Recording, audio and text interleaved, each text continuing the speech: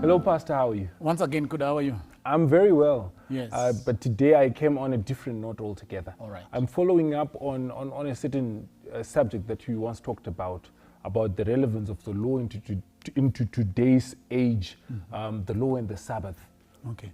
My question today is, so when you talked about the Sabbath, does it then follow that because we have a minority of people who are Sabbath keepers, Okay. does it follow that God is going to destroy all those who do not observe the Sabbath? Yeah. Okay.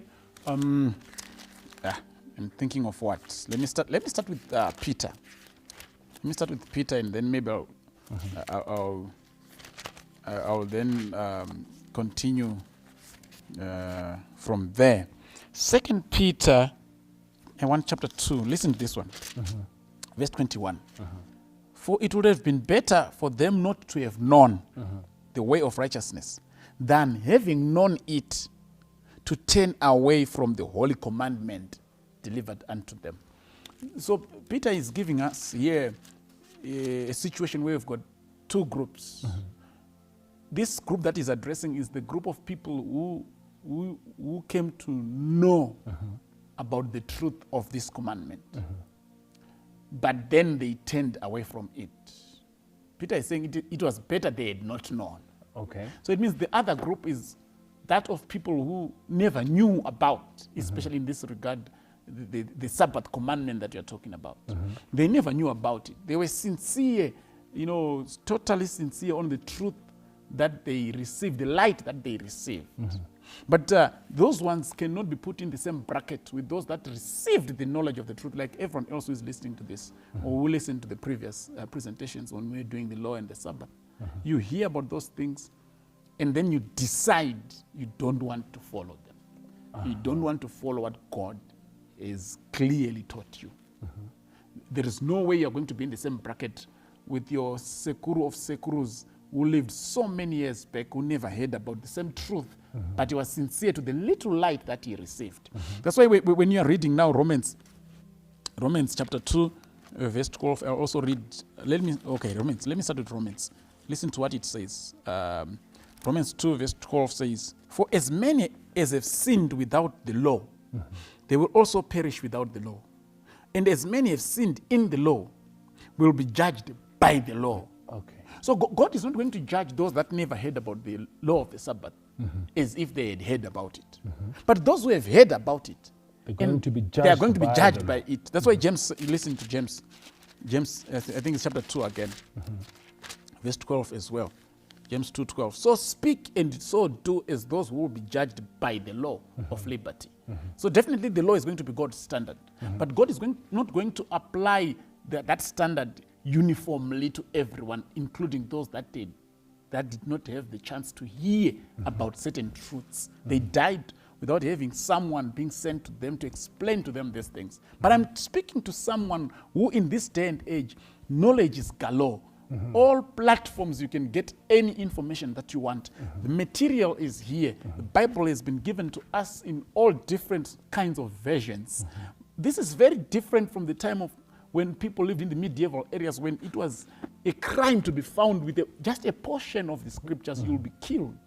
Those people were living in total darkness. God is not going to judge them using the same standard with you and me, because we've got all these things. That's why you'll discover that Matthew 24 verse 14, Christ actually said, this gospel of the kingdom will be preached to the whole world yes. as a witness, and then the end will come. And Revelation 14 verse 6 says, I saw another angel flying in the midst of heaven. He was having the everlasting gospel to preach to every nation, every tongue, every tribe, every kindred. Which means everybody will know. Everybody will know. And so that everyone will make a decision. So all those who are going to have the chance to have this message preached unto them whilst they are still alive, their measuring standard and their standard of judgment is going to be one. But those that died without hearing these same truths, the angel had not reached them. God is not going to use the same measure with those who have heard. But it is God's wish that before Christ comes, everyone should have heard this truth. So coming to your question now, does it mean God is going to destroy everyone who does not keep the Sabbath? That is a straight no.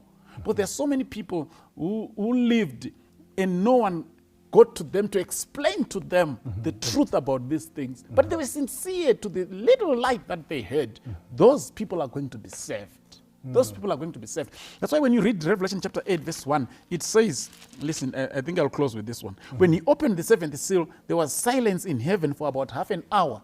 And these seals, when you study them, they are giving us the rundown events unto the second coming of Jesus Christ. When the sixth seal is opened in Revelation chapter 6, verse 12 up to verse 17, we are told that Christ would have appeared and the heavens would have been rolled like a scroll, and people will be running away and they will be praying to the mountains and to the rocks, saying, please fall on us and hide us from the wrath of the Lamb.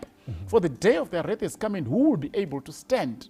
That's the sixth seal. Then Revelation chapter 7 does not open any seal. It's an interlude. Chapter 8 verse 1, the seventh seal is opened, and we are told that when he opened the seventh seal, there was silence in heaven for the space of about half an hour. And the book of Revelation, when it mentions time, it's prophetic time. It's not literal time. We are told in Ezekiel 4 verse 6, Numbers 14 verse 34, that a day stands for a year. And that is the key to unlock this time. So if a day stands for 1 full year, how much is about half an hour? It's about 7 days. That's about 7 days. So when Christ will be coming, there will be silence in heaven for about 7 days. And if it is 7 days, then whether you like it or not, you cannot run away from it. If it is 7 days, if the journey will be 7 days, one of those days will be a Sabbath. We can't deny it. And I was saying to myself, why would Christ need 7 days to come to earth and take us back home when he can do it in a fraction of a second? Because he wants to give a chance to those who died without hearing the Sabbath truth to keep the Sabbath before they enter into the city. Because one of those days will be a Sabbath. So at the end of the day, everyone who will be saved would have kept the Sabbath. Would have kept the Sabbath. But it doesn't mean that those who died without hearing the Sabbath truth will also not be in heaven. They will be in heaven, but they will have a chance to keep it before they enter heaven. So the critical thing is be sincere to the truth that you have received. Yes. Don't turn away like Peter has said. You have heard it and you decide to turn away. It is better to say, God, I'm not understanding this truth. Please, may you continue working with me, than to harden your heart and say, no, that is a Jewish thing, and so forth and so forth. You end up, placing yourself in a very difficult and precarious position. Thank you very much, Pastor. You're welcome. I will do a follow-up on this one. It's quite interesting. Please do. Thank you. Thank you.